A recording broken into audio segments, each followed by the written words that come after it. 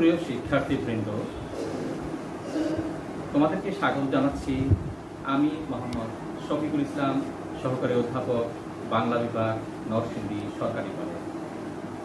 আজকে আমি উচ্চ মাধ্যমিক শ্রেণীর বাংলা উচ্চারণ নিয়ে আলোচনা করার জন্য অনলাইন ক্লাসে উপস্থিত হয়েছি। উচ্চারণ নিয়ে তোমাদের মধ্যে অনেকেরই একটি ভীতি আছে যে আসলে উচ্চারণ পরীক্ষায় লিখব কি করে। আসলে উচ্চারণ করার বিষয়, এটা লেখার বিষয় না। কেন তাহলে উচ্চ মাধ্যমিক পরীক্ষায় এই উচ্চারণটি লিখতে হয়? এই প্রশ্নটি তোমাদের মধ্যে প্রায়শই হয়ে থাকে এবং আমি প্রায়শই এই বক্তব্যটি তোমাদের কাছ থেকে আমি শুনে থাকি। উচ্চারণ পরীক্ষায় লিখতে হয়। আসলে উচ্চারণের বিষয়টি হলো উচ্চারণ করা। এখন প্রশ্ন হলো উচ্চারণটা কি? উচ্চারণ হলো বাচন ভঙ্গি। একজন মানুষ যেভাবে যা কিছু বলে তা সে উচ্চারণ করে এবং তার বহিঃপ্রকাশ করে আওয়াজের মাধ্যমে বা ধ্বনির মাধ্যমে।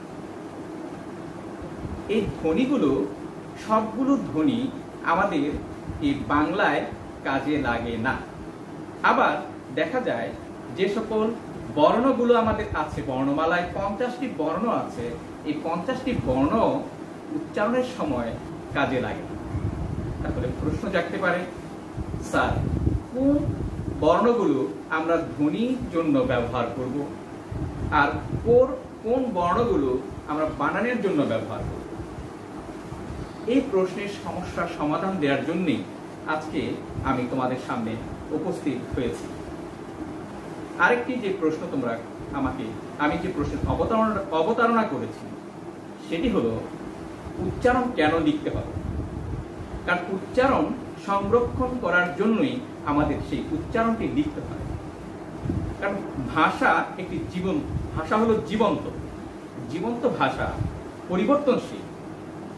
বানান সে কারণেই পরিবর্তনশীল, ভাষাও পরিবর্তনশীল, উচ্চারণও পরিবর্তনশীল।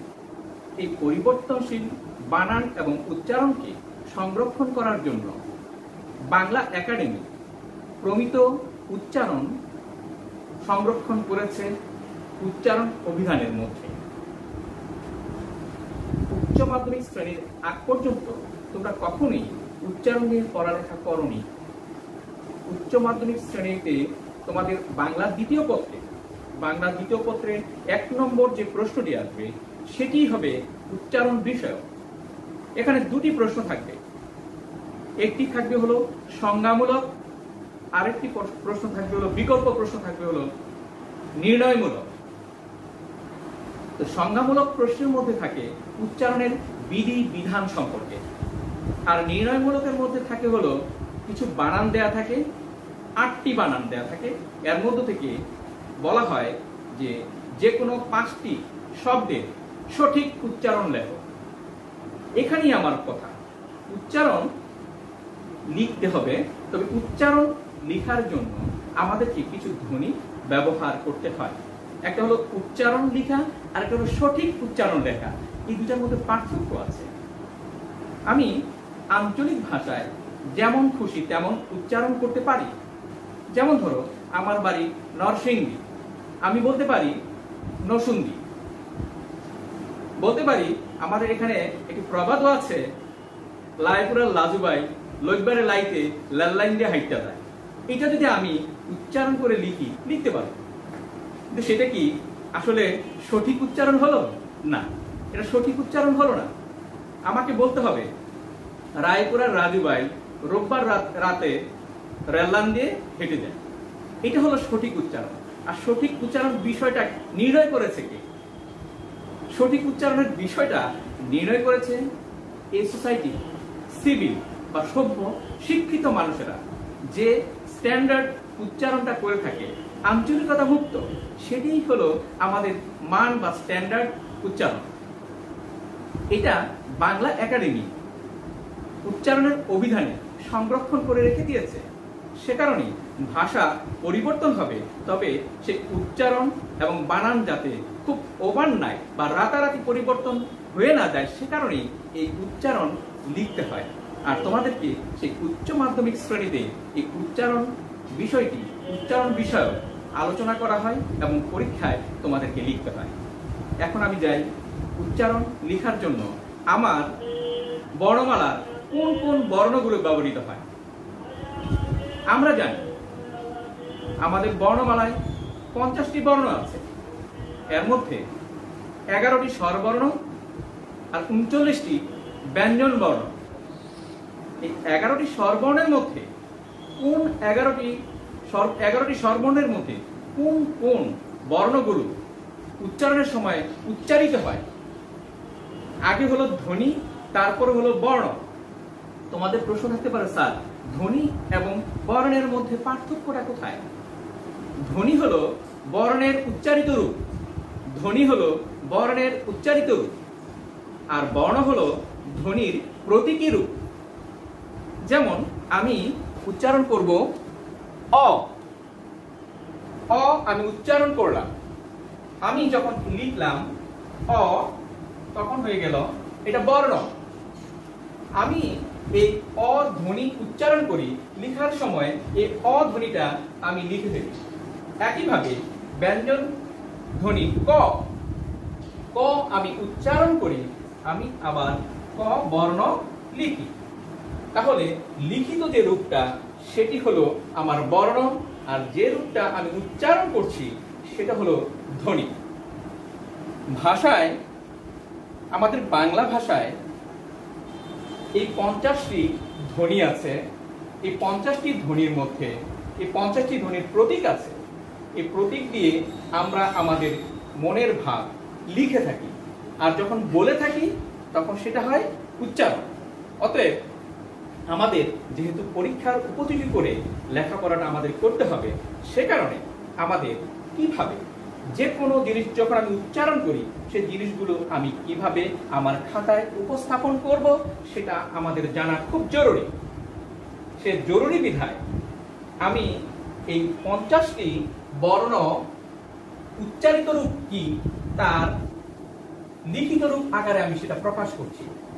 মূলত আমাদের উচ্চারণটা নির্ভর করে স্বরধ্বনির উপরে। স্বরধ্বনিগুলো আমাদের খুব গুরুত্বপূর্ণ। ব্যঞ্জন ধ্বনি কম গুরুত্বপূর্ণ নয়, তথাপি ইংরেজিতে যেমন ভাওয়েল, ঠিক তেমনি ভাবে বাংলায় স্বরধ্বনি, ভাওয়েল এবং কনসোনেন্ট, ভাওয়েলগুলো কনসোনেন্টকে নিয়ন্ত্রণ করে। কনসোনেন্টের মধ্যে যেমন ভাওয়েল থাকে, ঠিক তেমনি ভাবে আমাদের ব্যঞ্জন ধ্বনির মধ্যেও আমাদের স্বরধ্বনি লুক্কায়িত অবস্থায় থাকে। যেমন আমি যখন বলি ক লিখলাম, আসলে কটা হবে ক যোগ অ মিলে হবে এই ক। এই বিষয়টা তোমাদের জানা জরুরি যে ক এর মধ্যে, এই ব্যঞ্জনের মধ্যে একটি অ স্বর লুকায়িত আছে। ক যখন আমি বলি, ক বলার সাথে সাথে অ উচ্চারিত হয়, অ উচ্চারিত হয়। এই অ উচ্চারণের কারণে এই ক ধ্বনিটাকে বলা হচ্ছে ব্যঞ্জনান্ত, স্বরান্ত। কারণ স্বরের একটা স্বর দিয়ে শেষ করেছে। যেমন ধরো আমি লিখলাম কমলা, কমলা, এই শব্দটি উচ্চারণ করার সময় আমি শেষে আ উচ্চারণ করেছি, ল আকার লা, আ। এই কমলা, এই শব্দটি স্বরান্ত, স্বরবর্ণ দিয়ে শেষ হয়েছে। আবার কিছু কিছু শব্দ আছে যে শব্দগুলো আমাদের ব্যঞ্জন বর্ণ দিয়ে শেষ হয়, ব্যঞ্জনান্ত শব্দ বলা হয় সেগুলোকে। আমাদের এই দুটার টার্মোলজি জানা খুব জরুরি। এক স্বরান্ত শব্দ আর হলো কি ব্যঞ্জনান্ত শব্দ। স্বরান্ত শব্দ হলো যে শব্দগুলো স্বর দিয়ে শেষ হয়। আমি তোমাদের সামনে বললাম কমলা, এটা কি দিয়ে শেষ হয়েছে? আ দিয়ে শেষ হয়েছে কমলা।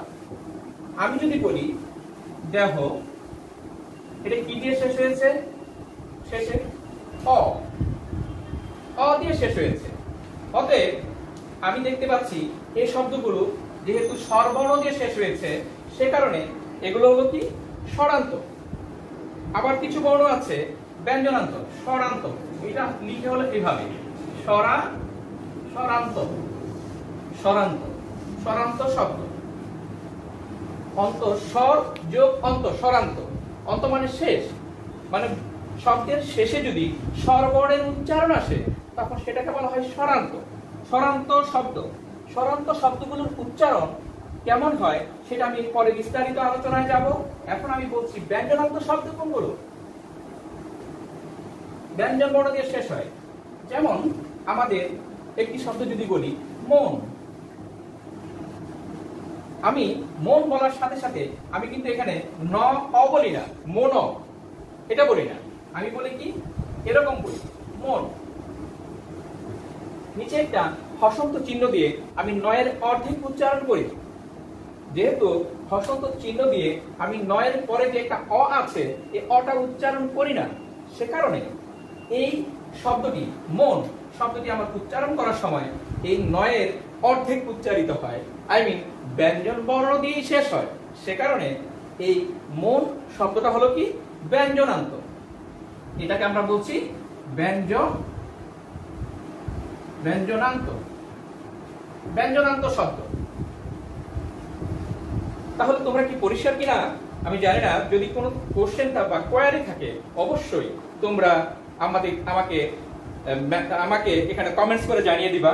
আমি পরবর্তী লেকচারের মধ্যে সেগুলো উপস্থাপনা, এগুলো সমস্যার সমাধান দেওয়ার চেষ্টা করব।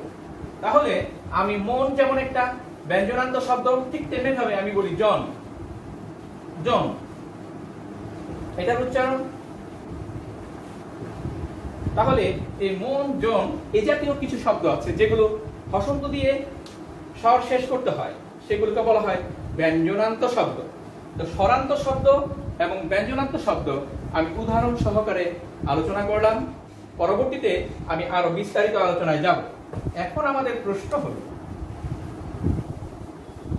যে আমাদের বর্ণমালা যে 50টি বর্ণ আছে, সেই 50টি বর্ণই কি বাংলা ভাষা উচ্চারণের সময় ব্যবহৃত হয় নাকি তার কম হয়? কারণ আমাদের বাংলা ভাষায় স্বরবর্ণ আছে 11টি, স্বরবর্ণ আছে 11টি, কিন্তু উচ্চারণের সময় স্বরবর্ণ আছে কয়টি? 11টি, স্বরবর্ণ 11টি,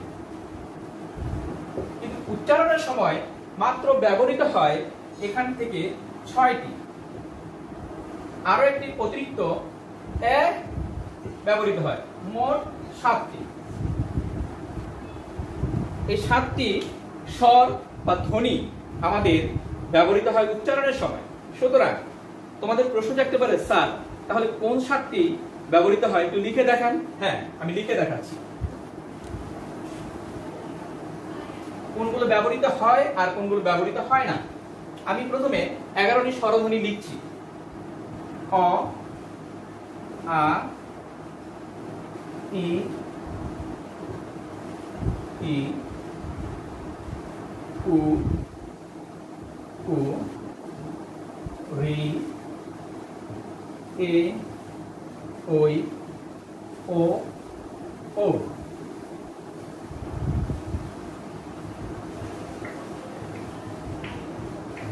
এগারো।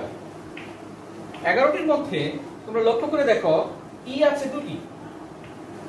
এই দুটির উচ্চারণের সময় শুধুমাত্র ই বা ইকার ব্যবহৃত হয়। উ, একটা হ্রস্ব উ, একটা দীর্ঘ উ, এটার মধ্যে শুধুমাত্র ব্যবহৃত হয় হ্রস্ব উ, হ্রস্ব উ ব্যবহৃত হয়। রি ব্যবহৃত হয় না, শুধুমাত্র তার কার চিহ্ন ব্যবহৃত হয়। এ ব্যবহৃত হয়, এ ব্যবহৃত হয়, ওই ব্যবহৃত হয় না, ও ব্যবহৃত হয় না।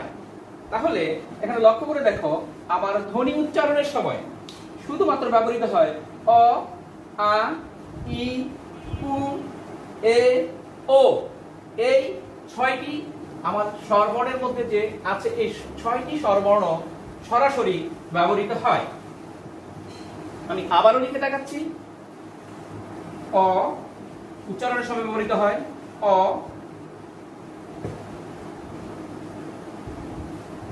আ উচ্চারণের সময় ব্যবহৃত হয় ই উচ্চারণের সময় ব্যবহৃত হয়, হ্রস্ব উ যেটা সেটা ব্যবহৃত হয়, এ ব্যবহৃত হয়, ও ব্যবহৃত হয়। এছাড়া আরো একটি ধ্বনি আমাদের বাংলায় স্বরবর্ণে ব্যবহৃত হয়, যেটা আমাদের স্বরবর্ণ বর্ণমালায় নেই, সেটা হলো এ।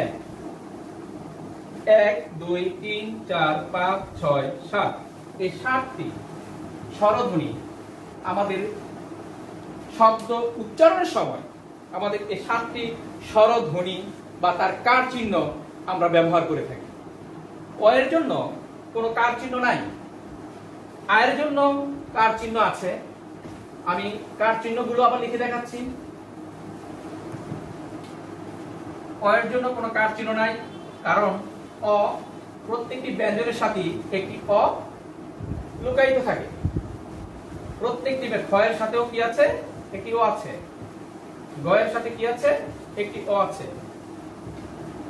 প্রত্যেকটা ব্যঞ্জনের সাথে অ লুকায়িত অবস্থায় থাকে, সে কারণে অ এর কোনো কার চিহ্ন নেই। এই অটা হলো ব্যঞ্জনান্ত এবং স্বরান্ত, এটা নির্ণয় করার জন্য অ এর ভূমিকা অত্যন্ত গুরুত্বপূর্ণ। অতএব এই অ এর ভূমিকাটা কি, এটা আমাদের জানা খুব বিশেষ প্রয়োজন।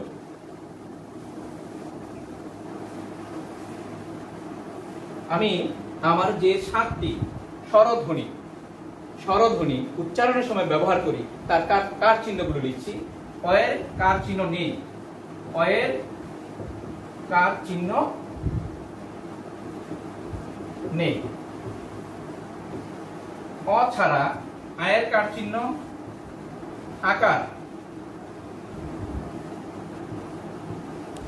ই এর কার চিহ্ন হ্রস্ব ইকার, তারপরে উ এর কার চিহ্ন হ্রস্ব উ কার। আমি এই 3টা মুছে ফেলছি, আমি আবার এখানে পরে বাকি 3টা লিখছি।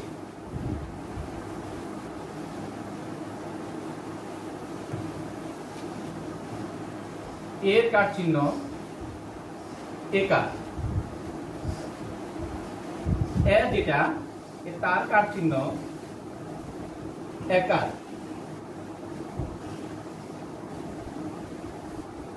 ও এর কার চিহ্ন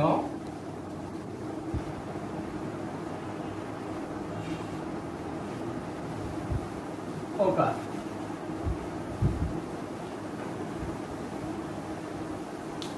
তাহলে হলো কি 6টি। আগে লিখলাম 3টি, এখন লিখলাম হলো 3টি। প্রথমে লিখেছি হলো আকার, তারপরে লিখেছি হলো হ্রস্ব ইকার, তারপরে লিখেছি হ্রস্ব উকার, এখানে লিখেছি একার, এখানে একার, এটা হলো ওকার। এই 6টি কার চিহ্ন আর অ নিজে যার কোনো কার চিহ্ন নেই, এই ধ্বনিটি এই মোট 7টি স্বরধ্বনি এবং তাদের কার চিহ্ন এবং তাদের ভূমিকা শব্দ উচ্চারণের সময় খুবই গুরুত্বপূর্ণ।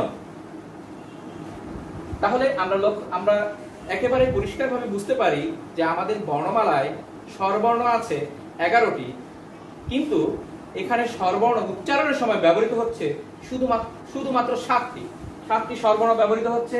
7টি স্বরবর্ণের মধ্যে 6টি কার চিহ্ন আর অ এর কোনো কার চিহ্ন নেই। সে ব্যঞ্জনের সাথে যুক্ত থেকে সে স্বরান্ত অথবা ব্যঞ্জনান্ত নির্ণয় করে থাকে মাত্র। তাহলে আমাদের এই স্বরধ্বনির কোন 7টি ব্যবহৃত হচ্ছে সেটা আমরা আলোচনা করলাম। এখন আসি আমার ব্যঞ্জন বর্ণ। ব্যঞ্জন বর্ণ আছে 39টি। আমি এই 39টি ব্যঞ্জন বর্ণ লিখছি, লিখে তার উচ্চারণ করছি। উচ্চারণ করার পর এর মধ্য থেকে শুধুমাত্র 29টি স্বরধ্বনি উচ্চারণের সময় ব্যবহৃত হয়, সেগুলো আমি চিহ্নিত করে দিচ্ছি। তোমরা মনোযোগ সহকারে শুনবে এবং লক্ষ্য রাখবে এবং মনে রাখবে। যেমন স্বরধ্বনি ক, খ, গ, ঘ, ঙ, চ, ছ, জ, ঝ, ঞ, ট, ঠ, ড, ঢ, মূর্ধন্য, ত, থ, দ ধ দন্তন্য প ফ ব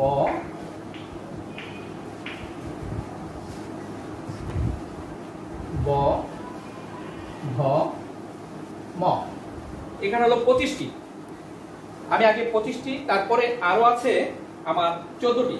আমি এই 25টি থেকে কোনগুলো ব্যবহৃত হয় সেটা আগে নির্ণয় করে নিই, আর কোনগুলো ব্যবহৃত হয় না তাও আমি জানিয়ে দিচ্ছি। এই 25টির মধ্যে এখানে যা তোমরা দেখতে পাচ্ছ এর মধ্যে ইয় ব্যবহৃত হয় না।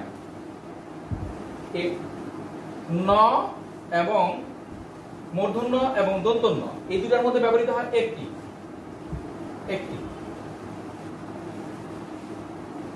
আর বাদ বাকি সবগুলোই আমাদের ব্যবহৃত হচ্ছে। তাহলে এই 25টির মধ্যে আমাদের 5 4 9 9 এখানে বাদ যাচ্ছে হলো একটি, আর এখানে মূর্ধন্য আর 9 এর মধ্যে উচ্চারণ একটি। সেক্ষেত্রে এখানে ইয় আর মূর্ধন্য যদি আমরা বাদ দিই তাহলে দুটি বাদ যাচ্ছে। মোট আমাদের এই 23টি, টোটাল এই 25টি বর্ণের মধ্যে 23টা বর্ণ আমাদের উচ্চারণের সময় ব্যবহৃত হচ্ছে। 25টি বর্গীয় বর্ণের মধ্যে 23টি উচ্চারণের সময় ব্যবহৃত হয়।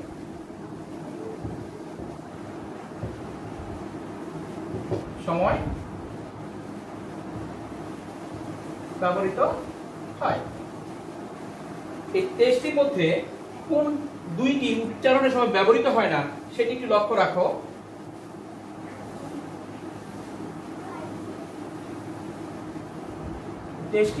25টির মধ্যে ব্যবহৃত হয় না ইয়, 25টির মধ্যে ব্যবহৃত হয় না মূর্ধন্য, কারণ এর সাথে মূর্ধন্যের বিকল্প একটি শব্দ হচ্ছে দন্তন্য। এই দুইটার উচ্চারণই 9 এর মতো। এখানে 1 আর এখানে 1, এই মোট দুইটি ধ্বনি ব্যবহৃত হচ্ছে না উচ্চারণের সময়। এখন আমি বাকি 14টি ধ্বনি লিখছি। ময়ের পরে এটা তোমরা বলছো অন্তস্থ জ, বয়শূন্য র, ল, তালব্য শ, মূর্ধন্য ষ, দন্ত স, হ, ডয়শূন্য র, ঢয়শূন্য র, অন্তস্থ অ, খণ্ডত্ব, অনুস্বার, বিসর্গ, চন্দ্রবিন্দু। 1 2 3 4 5 6 7 8 9 10 11 12 13 14। এখানে আছে 14টি, আগে ছিল 25টি, আর 14 25 এবং 14 মিলে হয় 39টি। আমাদের উচ্চারণের সময় এই 39টি বর্ণের মধ্যে কোনগুলো ব্যবহৃত হয় সেগুলো আমরা আলোচনা করব। এর মধ্যে আমরা লক্ষ্য করেছি যে বর্গীয় ধ্বনি, বর্গীয় বর্ণ যে 25টি আছে সেই 25টির মধ্যে 23টি ধ্বনি ব্যবহৃত হচ্ছে উচ্চারণের জন্য, আর এখানে আছে আরো 14টি। এই 14টির মধ্যে কোনগুলো ব্যবহৃত হচ্ছে উচ্চারণের জন্য সেগুলো আমাদের জানা খুব জরুরি। যেমন এখানে অন্তস্থ জ উচ্চারণের সময় ব্যবহৃত হয় না, মূর্ধন্য ষ উচ্চারণের সময় ব্যবহৃত হয় না, তালব্য শ বিশেষ ব্যতিক্রম ছাড়া ব্যবহৃত হয় না, অন্তস্থ অ ব্যবহৃত হয় না, খণ্ডত্ব ব্যবহৃত হয় না, অনুস্বার উর বিকল্প হিসাবে ব্যবহৃত হয়, এছাড়া ব্যবহৃত হয় না, বিসর্গ ব্যবহৃত হয় না, চন্দ্রবিন্দু ব্যবহৃত হয় না। তাহলে আমরা দেখতে পাচ্ছি যে পরবর্তী যে 14টি ব্যঞ্জন আছে, ব্যঞ্জন ধ্বনি আছে, তার মধ্যে ব্যবহৃত হয় বয়শূন্য র, ল, তালব্য শ, হ, ডয়শূন্য র, ঢয়শূন্য র। তাহলে 1 2 3 4 5 6 এই 6টি। আগে ছিল 23, 25টির মধ্যে ছিল 23টি, আর এখানে 14টির মধ্যে হচ্ছে 6টি। সর্বমোট এই 29টি ধ্বনি আমাদের উচ্চারণের সময় ব্যবহৃত হয়। আমাদের ব্যঞ্জন বর্ণের মধ্যে বর্ণ লেখার জন্য, বানান করার জন্য আমরা 39টি ব্যঞ্জন ব্যবহার করে থাকি, কিন্তু উচ্চারণের সময় আমরা ব্যবহার করে থাকি নিরেট 29টি, আর বিশেষ ব্যতিক্রমের জন্য দন্তস্ব আমরা ব্যবহার করে থাকি, এবং কুয়োর বিকল্প হিসাবে অনুস্বার আমরা ব্যবহার করে থাকি। আর উচ্চারণের আনুনাসিকতার জন্য আমরা চন্দ্রবিন্দু ব্যবহার করে থাকি। তাহলে আমরা একটি উদাহরণের মধ্য দিয়ে এই উচ্চারণ বিষয়টাকে একটু ক্লিয়ার করার চেষ্টা করি। আমরা স্বরধ্বনির মধ্যে 7টি ব্যবহার করি, 7টি স্বরধ্বনি ব্যবহার করি, 7টি স্বরধ্বনি ব্যবহার করি। আর ব্যঞ্জনের মধ্যে 29টি ব্যঞ্জন ধ্বনি ব্যবহার করি। এই মোট আমরা ব্যবহার করি 36টি ধ্বনি উচ্চারণের সময় আমরা ব্যবহার করে থাকি। এছাড়া বিশেষ প্রয়োজনে দন্তস্ব, কুয়োর বিকল্প হিসাবে অনুস্বার, অনুনাসিকের জন্য আমরা চন্দ্রবিন্দু ব্যবহার করে থাকি। অয়ের বিকল্প হিসাবে অন্তস্থ অ আমাদের চলে আসে। আমরা এই উচ্চারণের সময় দেখা যাচ্ছে উল্লেখিত 36টি ব্যঞ্জন ধ্বনি, এছাড়া দন্তস্ব বিশেষ প্রয়োজনে কুয়ো বিকল্প হিসাবে অনুস্বার, চন্দ্রবিন্দু আনুনাসিক উচ্চারণের জন্য চন্দ্রবিন্দু ব্যবহার করে থাকি, এবং ক্ষেত্র বিশেষে আমরা অব্যবহার করে থাকি। এখন এই স্বরধ্বনির উচ্চারণের নিয়ম এবং ব্যঞ্জন ধ্বনির উচ্চারণের নিয়ম আমাদের জানা বিশেষ প্রয়োজন। পরীক্ষায় উচ্চারণের নিয়ম পরীক্ষায় আসে। পরীক্ষায় কি কি বিষয়গুলো পরীক্ষা আসতে পারে তার একটি তালিকা তৈরি করি। সংজ্ঞামূলক প্রশ্নের 1-এর পদে সাধারণত থাকে অ ধ্বনি উচ্চারণের 5টি নিয়ম লিখো। অথবা এরকম কয়ের মধ্যে আরো থাকতে পারে, কয়ের জায়গাতে এ ধ্বনি উচ্চারণের 5টি নিয়ম লিখো। থাকতে পারে অ এর সংবৃত উচ্চারণের 5টি নিয়ম লিখো। আসতে পারে এ ধ্বনির বিবৃত উচ্চারণের 5টি নিয়ম লিখো। আসতে পারে কয়ের মধ্যেই যে স্বরবর্ণের উচ্চারণের 5টি নিয়ম লিখো। আসতে পারে ব্যঞ্জন ধ্বনির উচ্চারণের 5টি নিয়ম লিখো। আসতে পারে ফলা, আমাদের ফলা আছে 6টি, মফলা, জফলা, রফলা, নফলা, লফলা, বফলা। এই যে ফলা 6টি আছে, সংযুক্ত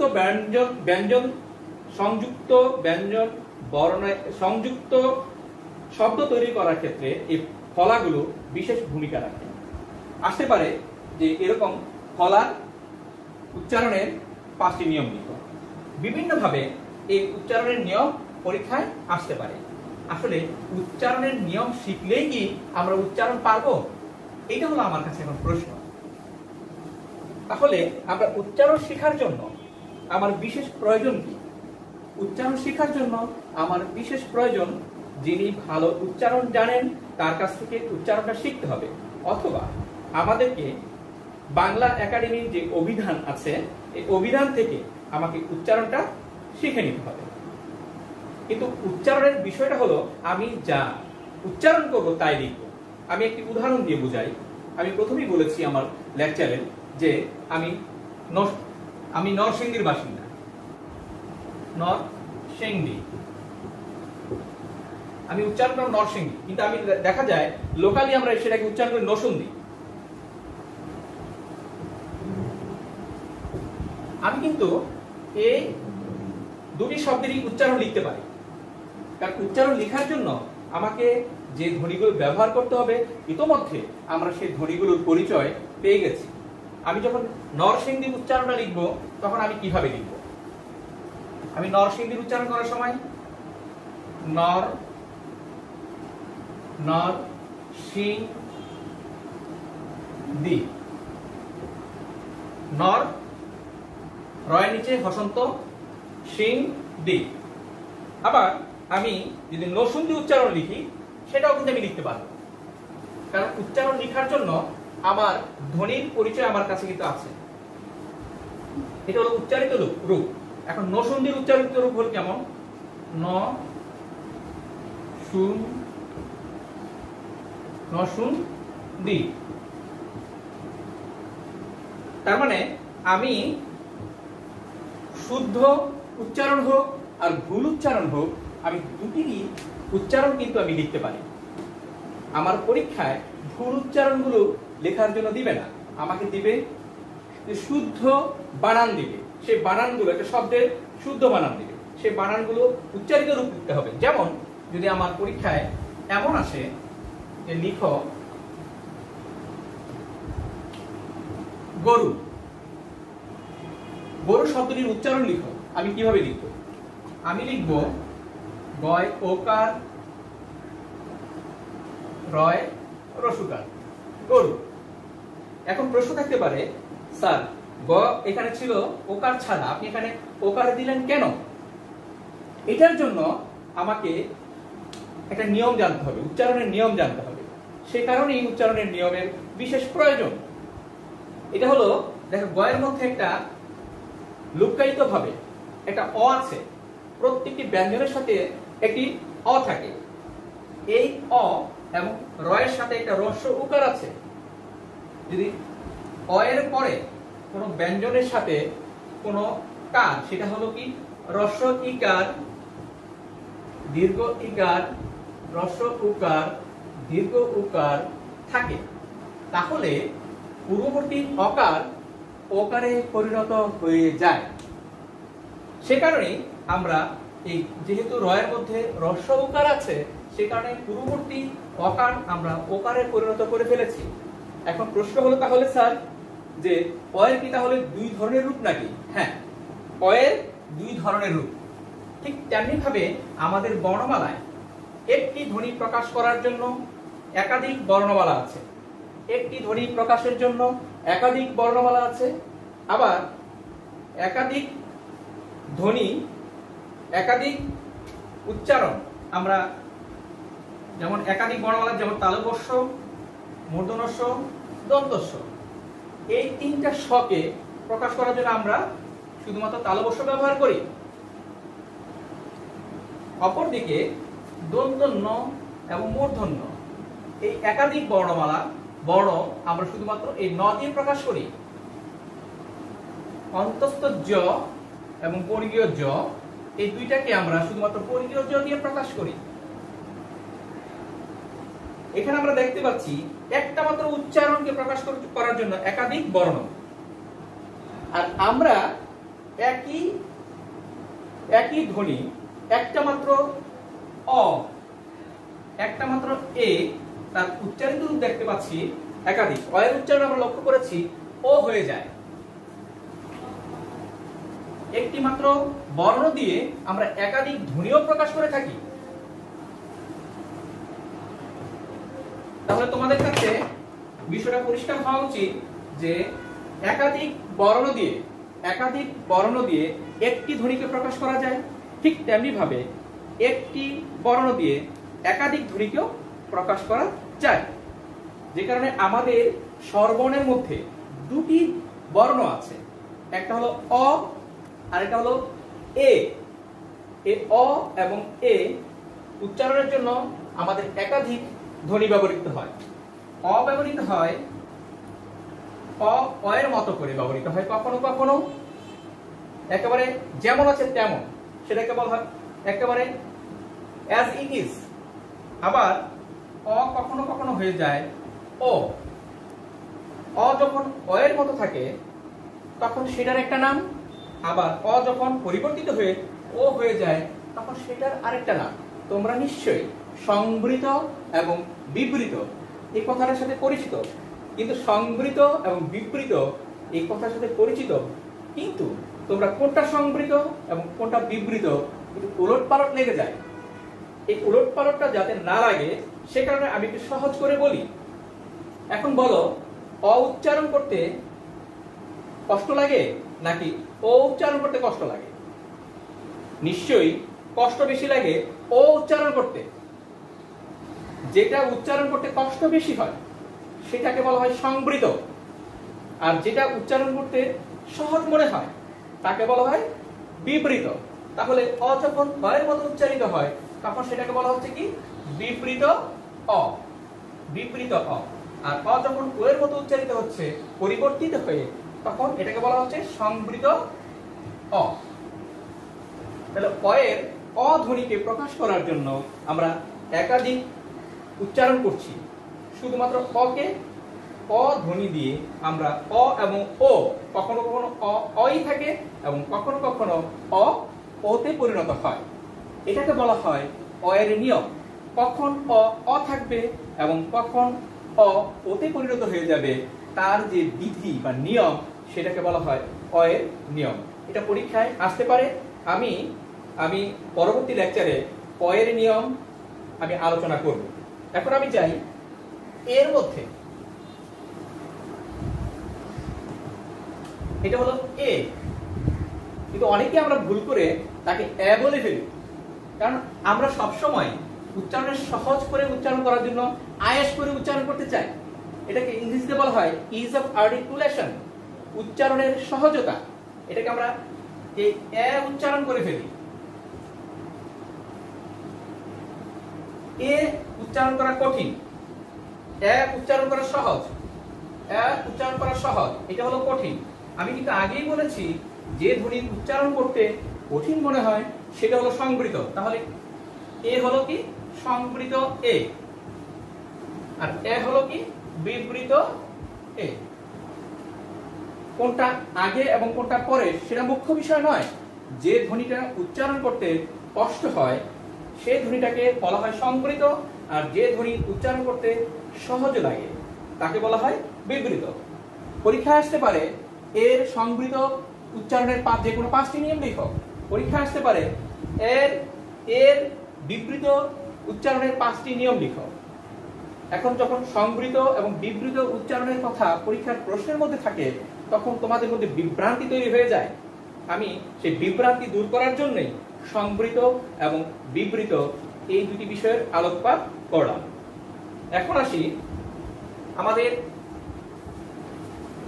স্বরবর্ণগুলো প্রত্যেকটার উচ্চারণ কি, এর মধ্যে কি কি আছে।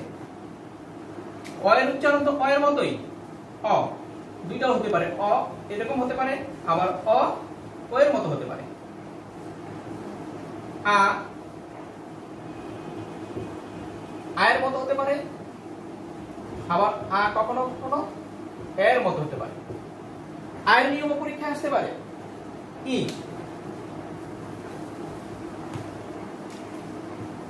এর উচ্চারণ একুরেট ই এর মতোই হয়, তার কোনো পরিবর্তন নাই। এটা তোমরা বলছো দীর্ঘ ই, এটার উচ্চারণ এর মতো হয়। আমি একটু উপরে লিখছি, এগুলো মুছে ফেলছি।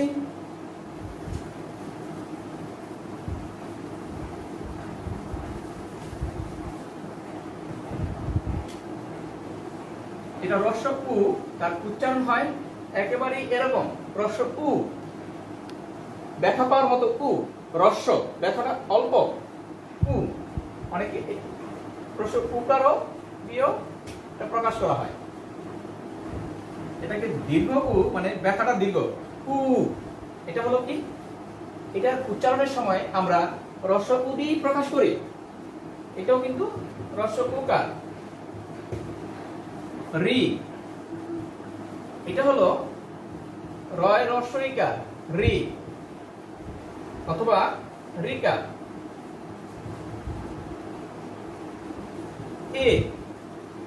এ উচ্চারণ আমরা দুই ভাবে করে থাকি।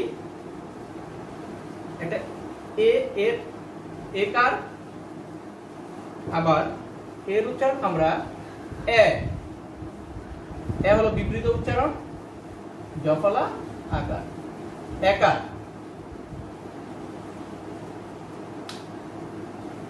এখন লিখে আমি ও, ও এর উচ্চারণ একেবারে ও এর মতো। ও কিন্তু অ হচ্ছে না, অ ওতে পরিণত হয়, বাট ও ওই থাকে। তারপরে এখানে এরপরে ওই বাদ গেছে, এ ওই, এটার ভিতরে আছে মূলত অ রস্ব ই, কিন্তু উচ্চারিত রূপটা হলো ও রস্ব ই, ওই।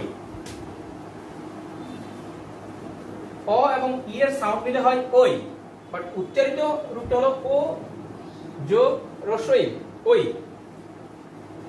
ও ও এর মতোই, তার কোনো পরিবর্তন নাই।